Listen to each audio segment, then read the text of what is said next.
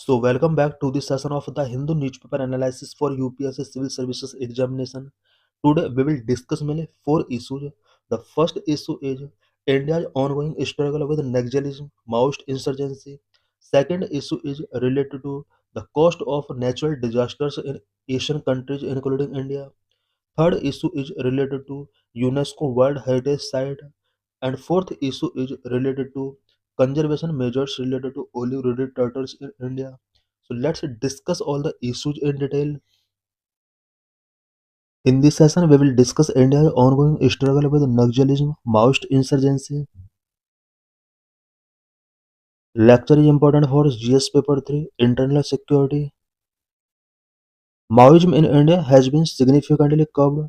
The dip in Maoist-related violence, especially over the last 2 years, has restricted the insurgency to few pockets in the Bastar division of Chhattisgarh.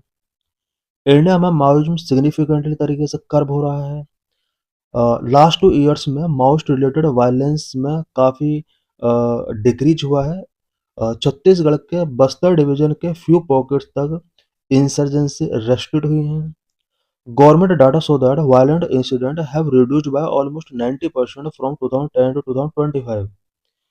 Government के data के according 2010 से लेकर अब तक violent incident में 90% तक reduce हुआ है। The number of left-wing extremism affected districts fell from 126 to 90 in April 2018, 70 in July 2021, 38 in April 2024, 18 in April 2025, only 11 in October 2025.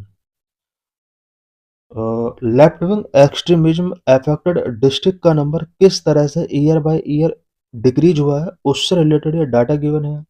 2018 में 126 डिस्ट्रिक्ट ऐसे थे जो लेफ्ट विंग एक्सट्रीमिज्म से अफेक्टेड थे। 2021 में 70, 2024 में 38, 2025 में अप्रैल मंथ तक 18 नंबर हुआ एंड अक्टूबर तक ओनली 11 स्टेट ऐसे हैं जहां पर लेफ्ट विंग एक्सट्रीमिज्म बहुत ज़्यादा है। Only three districts, Bijapur, Narayanpur, and Sukma in South Bastar are categorized as most affected.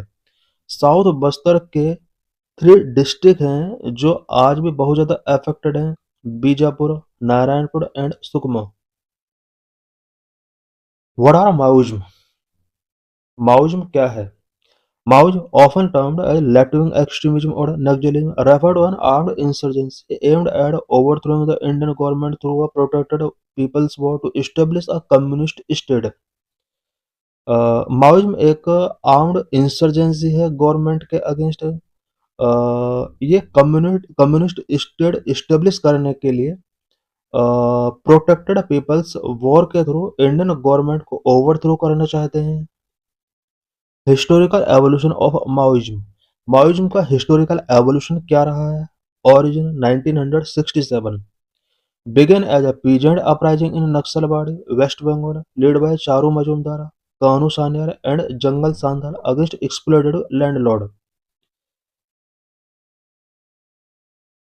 Maoism का ओरिजिन 1967 में होता है। वेस्ट बंगाल के नक्सलबाड़ी एरिया में एक पीजेंट अपराइजिंग के थ्रू ये स्टार्ट होता है जिसको Charu Majumdar, Kanu Sanyal and Jangal Santhal exploited landlord के अगेंस्ट यहाँ पर अपराइजिंग करते हैं। Split and regrouping 1970 and 1990s. The movement fractured into several groups after a 1971-1972 government crackdown, Operation Steep Lynches.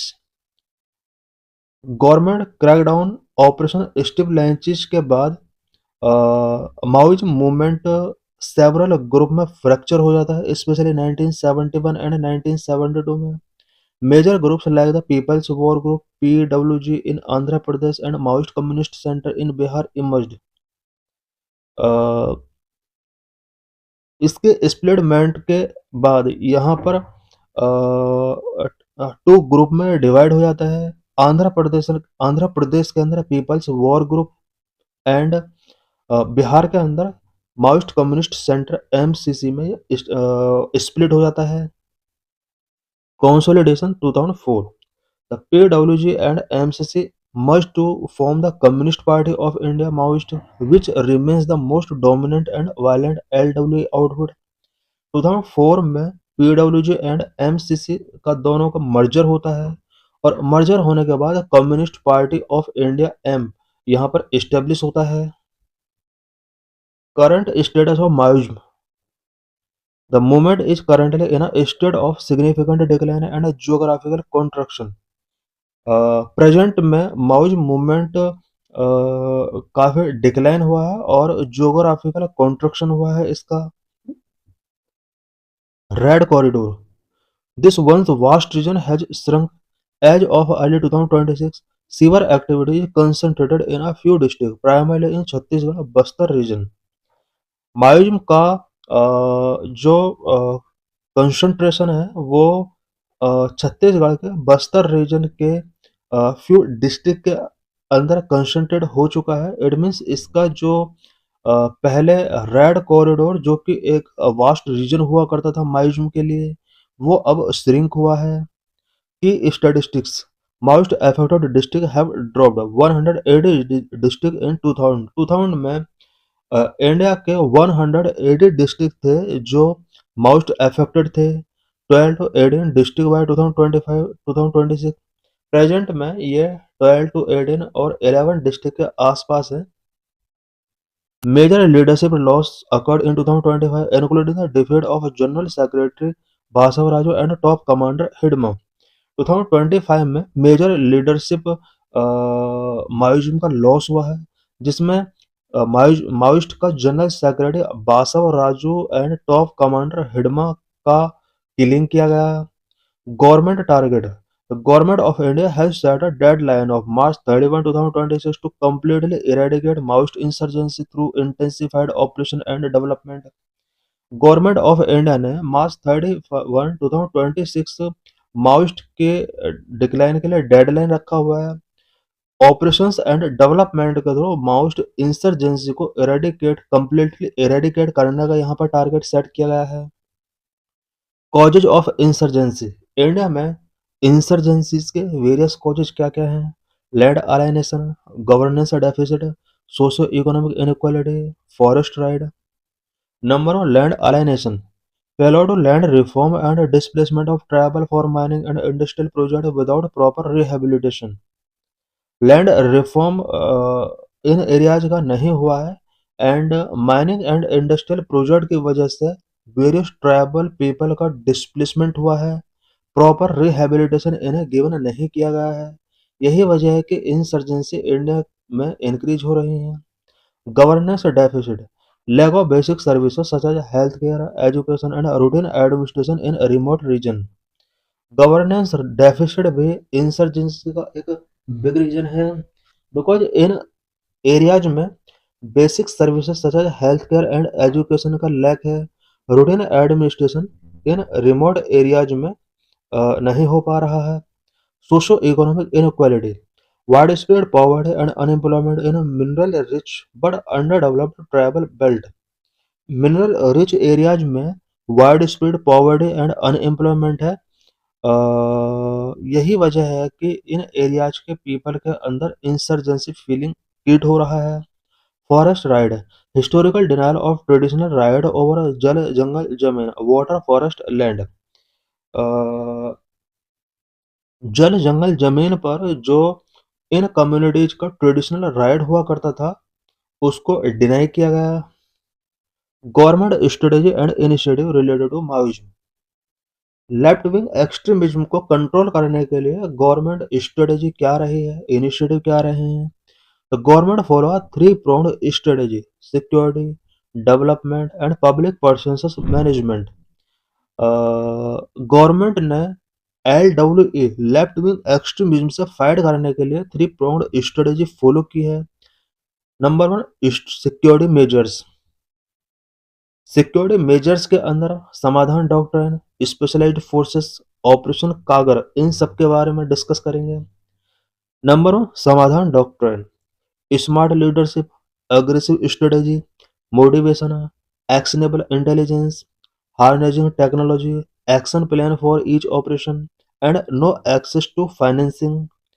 specialized forces, deployment of Cobra, CRPF, and state-specific units like Greyhounds, Andhra Pradesh and Telangana.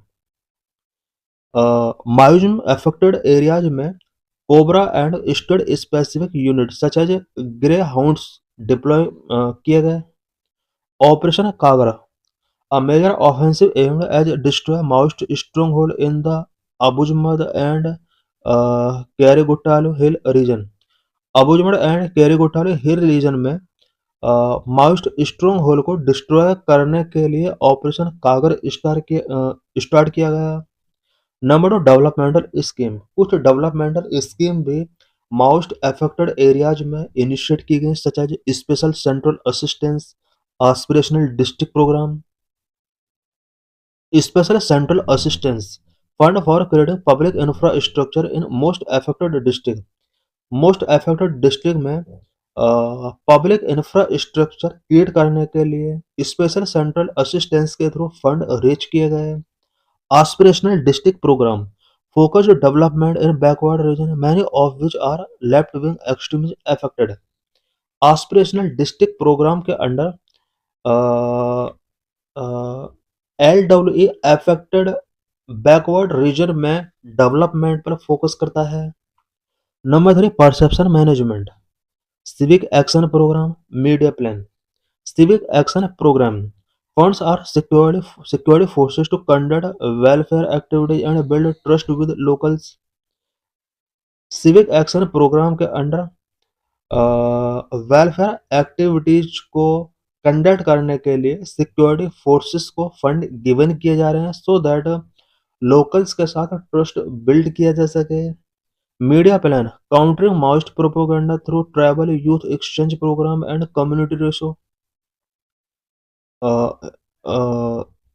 Media के through tribal youth exchange programme and community radio, इन सभी के through Maoist propaganda को counter किया जा रहा है. It means यहाँ पर tribal youth exchange programme launch किए गए हैं. Key concept related to LWE. Urban Nugzals, a term used for intellectual or activists in urban centers who allegedly provide ideological and logistic support to the underground movement. Urban Naxal एक ऐसा term है जो कि urban centres में intellectual and activist के लिए use किया जाता है. स्पेशली वो इंटेलेक्चुअल और एक्टिविस्ट जो लेफ्ट विंग एक्सट्रीमिज्म को ideological and logistical support provide करते हैं. Front organisation legal entities that spread Maoist ideology and circuit cadre. Parallel governance Jan Adalat. Maoist often run a parallel judiciary and tax system in liberated zone to fill the governance vacuum. Liberated zone में Maoist parallel judiciary and tax system run करते हैं so that governance vacuum को fill किया जा सके. In this session, we will discuss about natural disasters, how much cost Asian countries are facing due to natural disasters. India loses 0.4% of its GDP every year to natural disasters. Natural disasters की वजह से India का every year GDP का 0.4% तक का loss होता है. Rising frequency of natural disasters and regional impact. Natural disasters का फ्रीक्वेंसी इंक्रीज हो रहा है जिसके रीजनल इम्पैक्ट डिफरेंट हैं. Threat from disasters. Emerging Asian Nations such as India, China and ASEAN 11 face an escalating threat from disasters. Asia के emerging nation such as India, China and ASEAN 11, इन सभी countries के अंदर natural disasters की वजह से threat escalate हो रहे हैं. 100 disasters annually. Over the past decade, the region has averaged 100 disasters annually, affecting approximately 80 million people. Past decade के साथ अगर कंपेयर किया जाए, every year in Asian Nations के अंदर एवरेज 100 डिजास्टर्स शो हो रहे हैं जिसकी वजह say about 80 million people affect हो रहे हैं. The type of risk varies by country. इन सभी नेचुरल डिजास्टर के जो इम्पैक्ट हैं या रिस्क हैं कंट्री बाय कंट्री डिफरेंट हैं। India is prone to floods and storm, while the Philippines and Vietnam face frequent cyclone, and China and Indonesia deal with high seismic risk. India में सबसे ज़्यादा जो challenge हैं वो flood and storm से related हैं। Philippines and Vietnam cyclone related challenge face कर रहे हैं। China and Indonesia high seismic earthquake risk face कर रहे हैं। चार्ट वन चार्ट्स और disaster occurrences in emerging Asia by country and type 1950 to 2024। इस चार्ट के अंदर 1950 से 2024 के बिटवीन इमर्जिंग एशियन कंट्रीज में डिजास्टर ऑक्यूरेंसेस शो किए गए हैं। हम देख सकते हैं कि लास्ट कुछ ईयर्स में डिजास्टर्स बहुत ज़्यादा इंक्रीज हुए हैं, स्पेशली फ्लड्स एंड स्टॉर्म से रिलेटेड प्रॉब्लम्स बहुत ज़्यादा इंक्रीज हुए हैं। 2000 से पहले इनका इंटेंसिटी एंड ऑक्यूरेंस इतना नहीं था जितना 2000 के बाद इंक्रीज हुआ है। Chart two show the total occurrence of disasters in emerging Asian by country by type 2000 to 2004। 2002 2004 के बिटवीन किस कंट्री में flood earthquake storm drought volcanic activity and others का ऑक्यूरेंस कितना रहा उससे रिलेटेड ये चार्ट है। देख सकते हैं कि चाइना सबसे ज़्यादा नेचुरल डिजास्टर इसने फेस किया है। स्पेशली चाइना के अंदर स्टॉर्म एंड फ्लड से रिलेटेड इसने चैलेंज फेस किए हैं। इंडिया की अगर बात की जाए तो इंडिया ने फ्लड एंड स्टॉर्म से रिलेटेड इसने भी चैलेंज फेस किए हैं। फिलीपींस सबसे ज़्यादा स्टॉर्म से रिलेटेड चैलेंज फेस कर रहा है। इंडोनेशिया सबसे ज़्यादा फ्लड से रिलेटेड चैलेंज फेस कर रहा है। Economic toll on India natural disasters का इंडिया को कितना इकोनॉमिक टोल फेस करना होता है। GDP loss between 1990 and 2024 India sustained average annual disaster related loss equivalent to 0.4% of its GDP. 1990 and 2024 के बिटवीन इंडिया का एनुअली जीडीपी का 0.4% तक एवरी ईयर यहाँ पर लॉस हो रहा है। Primary drivers India vulnerability is largely hydrological. Hydrological means non-storm flood and landslide, whereas countries like Myanmar suffer more from meteorological factors. India की जो नेचुरल डिजास्टर वल्नरेबिलिटी है वो हाइड्रोलॉजिकल है। Hydrological means non storm floods and landslide यहाँ पर हो रहे हैं। फ्लड्स के लिए यहाँ पर कोई स्टॉर्म नहीं आता है, बल्कि ये हाइड्रोलॉजिकल प्रॉब्लम है। जबकि other country such as Myanmar जो कि मेट्रोलॉजिकल फैक्टर से रिलेटेड नेचुरल डिजास्टर फेस कर रहा है। Meteorological factor such as extreme weather temperature and storms. Chart for average annual loss due to disasters 1990 to 2024 the data are depicted as the percentage of the country's GDP। किस country में climatological, geophysical, hydrological और meteorological की वजह से कितना GDP loss होता है उससे रिलेटेड ये चार्ट गिवन है। इंडिया के हम अंदर हम देख सकते हैं कि सबसे ज़्यादा हाइड्रोलॉजिकल प्रॉब्लम की वजह से जीडीपी को लॉस होता है। वहीं म्यांमार की अगर बात की जाए तो म्यांमार में मेट्रोलॉजिकल फैक्टर की वजह से बहुत ज़्यादा नेचुरल डिजास्टर्स फेस करने होते हैं और जीडीपी का 0.8% तक यहाँ पर लॉस होता है। चाइना में भी हाइड्रोलॉजिकल प्रॉब्लम मेजर है। वियतनाम में यहाँ पर meteorological problem, Philippines meteorological problem है। Chart three total disaster related damage among emerging Asian country the data are depicted in dollar billion. Asian emerging countries में नेचुरल डिजास्टर की वजह से कितना लॉस होता है। 1980 टू 1994 में अबाउट $200 बिलियन का लॉस हुआ।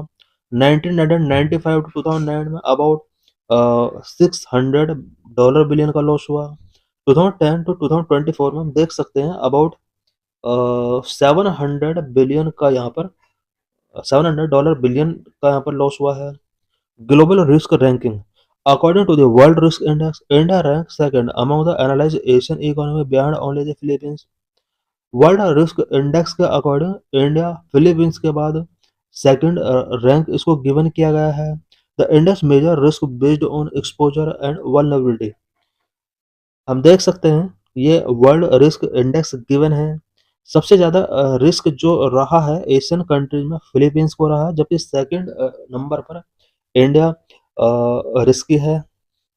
Shift in policy focus. Due to the escalating scale of economic loss, disaster risk finance has become a top priority for regional policy. Economic loss का जो स्केल है वो escalate हो रहा है। यही वजह है कि डिजास्टर रिस्क फाइनेंस को अब रीजनल पॉलिसी के लिए टॉप प्रायोरिटी गिवन करना होगा। Government must build a data driven foundation to design effective financial response and mitigation strategies. Effective financial response and mitigation strategies के लिए गवर्नमेंट ऑफ इंडिया को data driven foundation build करना होगा। In this session, we will discuss what is a UNESCO World Heritage Site. Delhi NCR resident seek UNESCO tag for the Aravalli Range. Delhi NCR के resident ने Aravalli range को UNESCO tag giving करने के लिए demand की है। Why in news? Several residents from across the national capital region, including women and children, hold an awareness campaign on Aravalli issue. National capital region के several women and children ने Aravalli issue से related awareness campaign hold किया है। They demanding that the entire mountain range spread across 4 state be declared as UNESCO protected biosphere reserve. इन सभी लोगों ने demand किया है कि इंडिया का 4 स्टेट में स्प्रेड माउंटेन रेंज को UNESCO protected biosphere reserve declare किया जाना चाहिए।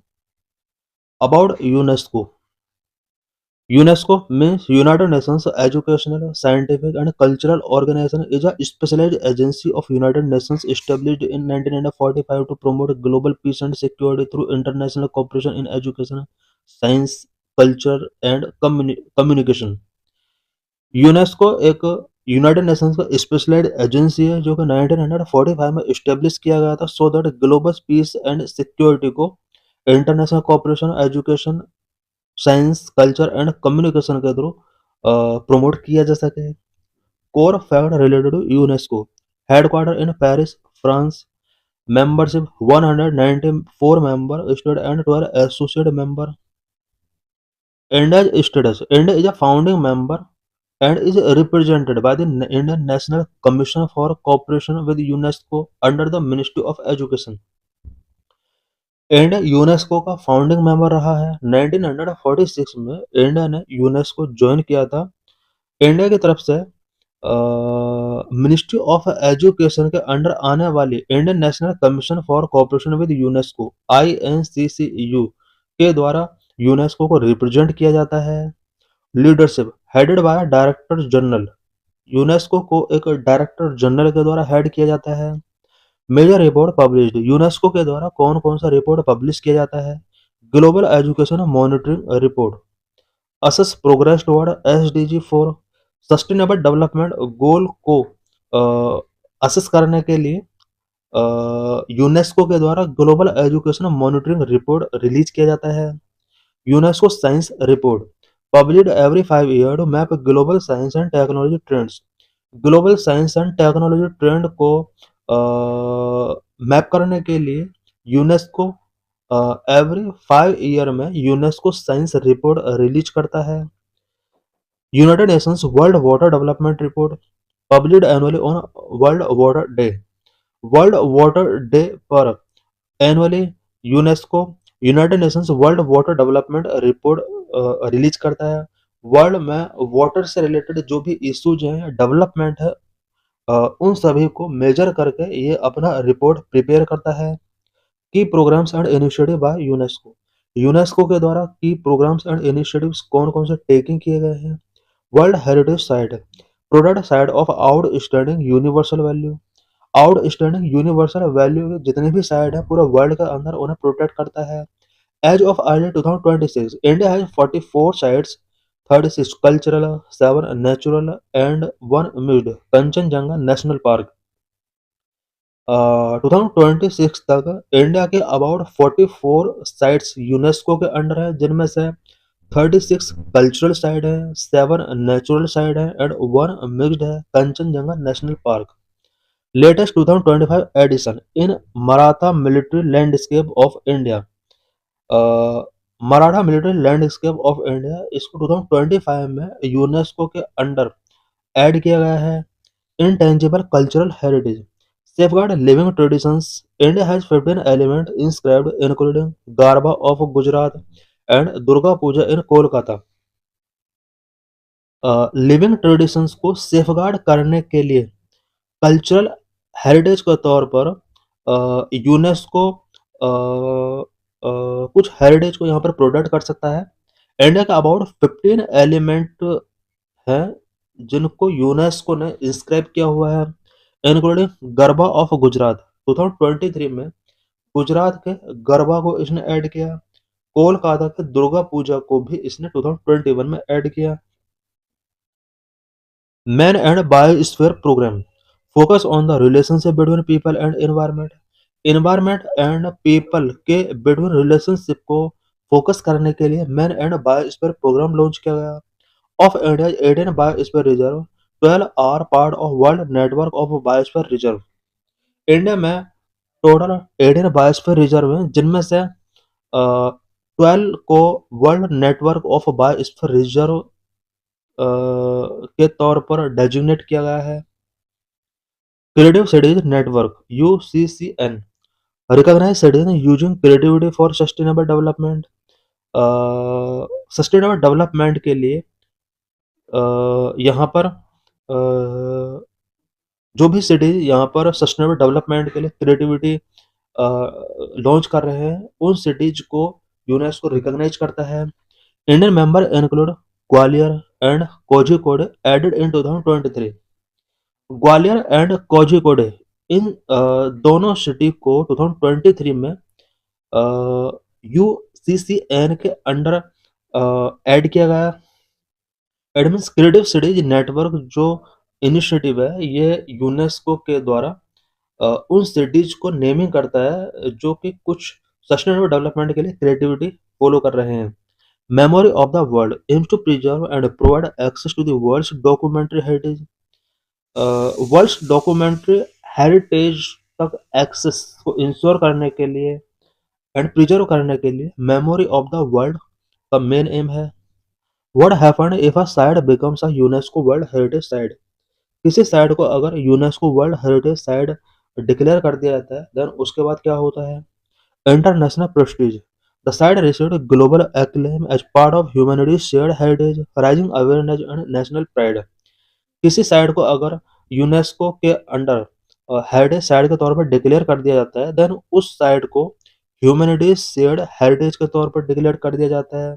उसको प्रोटेक्ट करने के लिए अवेयर रेज किए जाते हैं। Tourism boost it become a magnet for tourism, generating revenue for local economies and the nation. जिस प्लेस को यूनेस्को साइट डिक्लेयर किया गया, उस प्लेस पर टूरिज्म इंक्रीज होता है, लोकल इकोनॉमीज एंड नेशन के लिए रेवेन्यू जनरेट होता है। Funding and expertise access to the UNESCO world heritage fund, technical assistance and training for management and restoration. उस साइट का मैनेजमेंट एंड रिस्टोरेशन के लिए UNESCO world heritage fund ensure होता है, उसको टेक्निकल असिस्टेंस गिवन किया जाता है, उसको मैनेज करने के लिए ट्रेनिंग गिवन की जाती है। Legal production while executing national law are key. The inscription encourages stronger domestic legal protection against threats like war, industrialization and misuse. इस तरह की साइट को स्ट्रॉन्ग लीगल प्रोटेक्शन मिल जाता है। एग्जिस्टिंग नेशनल लॉ के साथ साथ कुछ स्ट्रॉन्गर लीगल प्रोटेक्शन यहाँ यूनेस्को की तरफ से गिवन किए जाते हैं, specially against threat like war, industrialisation और मिसयूज। वॉर से रिलेटेड, इंडस्ट्रियलाइजेशन एंड मिसयूज से इस तरह की साइट को प्रोटेक्ट करना होता है। Management focus require the development and implementation of comprehensive management plan for preservation and monitoring. इस तरह के साइट को प्रिजर्व करने के लिए, मॉनिटर करने के लिए कम्प्रिहेंसिव मैनेजमेंट प्लान यहाँ पर प्रिपेयर करने होते हैं उस साइट से related. Obligation and risk commitment of preservation The host country commit to protecting the site's outstanding universal value. Outstanding universal value से रिलेटेड साइट को प्रोटेक्ट करने के लिए होस्ट कंट्री को कमिटमेंट गिवन करने होते हैं।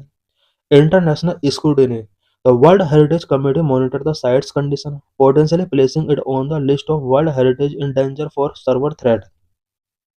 वर्ल्ड हेरिटेज कमेटी ये उस साइट की कंडीशन को टाइम टू टाइम मॉनिटर करती है। Potential delisting, failure to protect the site can lead to its removal from the list, a rare but possible consequence. इस तरह की साइट को अगर होस्ट कंट्री प्रोटेक्ट नहीं करता है देन उसको लिस्ट से रिमूव किया जा सकता है।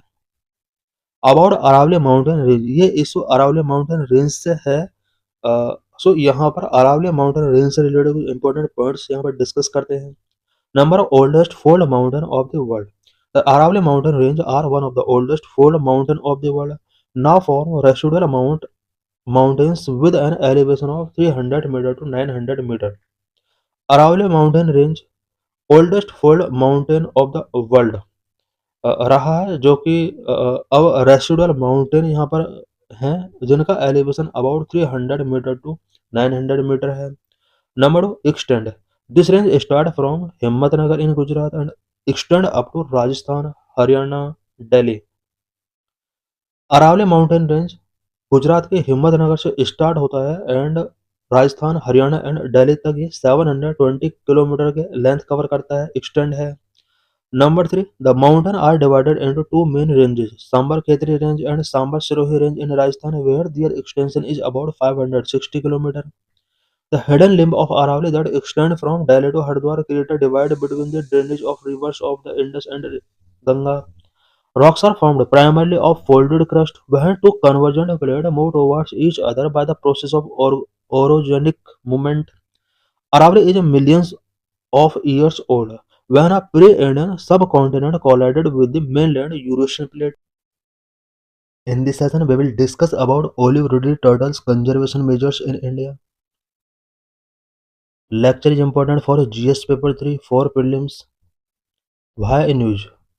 This year's nesting season of olive ridley sea turtles is in full swing on Visakhapatnam beaches. However, turtle carcasses on the shore has alarmed. Olive ridley turtles का इस ईयर का nesting season start हो चुका है। Specially Visakhapatnam beaches पर olive ridley turtles show हो रहे हैं। एक अलार्मिंग जो इशू है वो ये है कि इन टर्टल्स का carcasses, it means dead body यहाँ पर बहुत ज़्यादा शो हो रहे हैं। The olive ridley turtle are the smallest and most abundant of all sea turtles globally and are renowned for their unique mass nesting behaviour.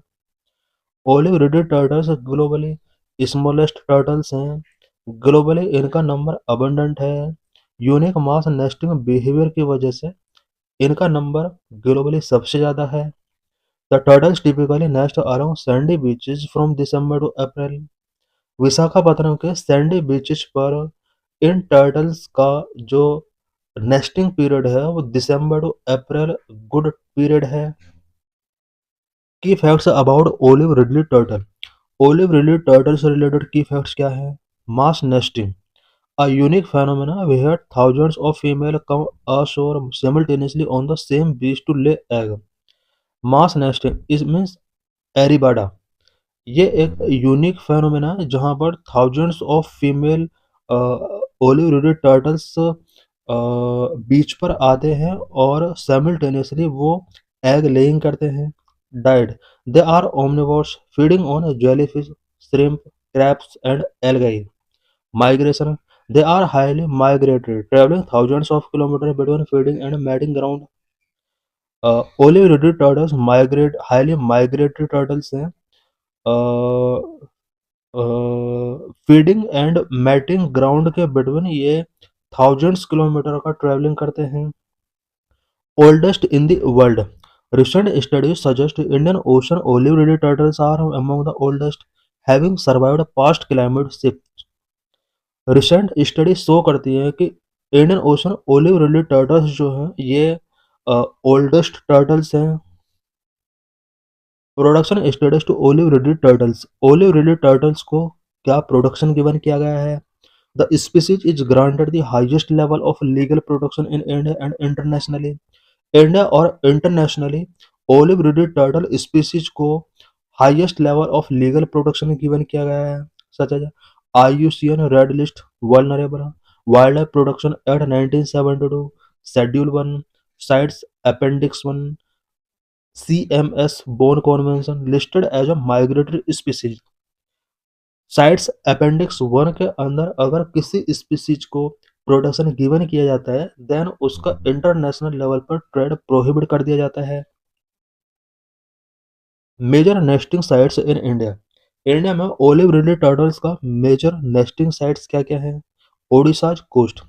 Odisha's coast is the world largest mass nesting site for olive ridley turtles accounting for approximately 50% of the global population.